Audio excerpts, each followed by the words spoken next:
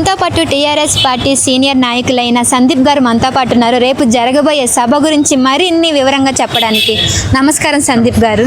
నమస్తే అమ్మ. సో రేపు సభ అనేది అసలు దేనికి సభని పెడుతున్నారు? అంటే యాక్చువల్గా బీసీ అన్ని కులాలు కలుపుకొని సరి సమానంగా చూడడం అనేది కవితక్క లక్ష్యం.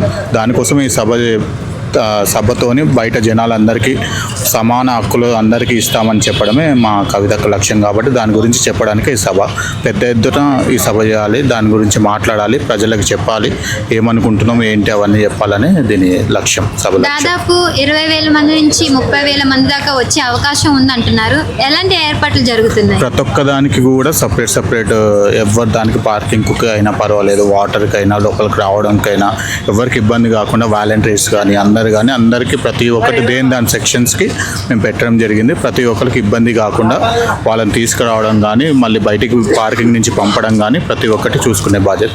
సో దీంట్లో మహిళలు కూడా ఉంటారు. మహిళకి భద్రత ఎలాంటి ఏర్పాట్లు చేశారు? కంపల్సరీగా మహిళలకు ఇంపార్టెన్స్ ఇస్తాం. ఫస్ట్ కవితక్క అంటేనే మహిళలకు ఇంపార్టెన్స్ ఇస్తాం. కాబట్టి వాళ్ళకు కూడా సపరేట్ గ్యాలరీ లాగా అందరూ ప్రతి ఒక్కరిని చూసుకొని వాళ్ళ టీమ్స్ని వాళ్ళ దగ్గర కూర్చోబెట్టి వాళ్ళని చూసుకొని అంతా వాలంటీర్స్ వాళ్ళు ప్రతి ఒక్కటి పట్టించుకొని ఇబ్బంది కాకుండా చూసుకోవడమే జరుగుతుంది.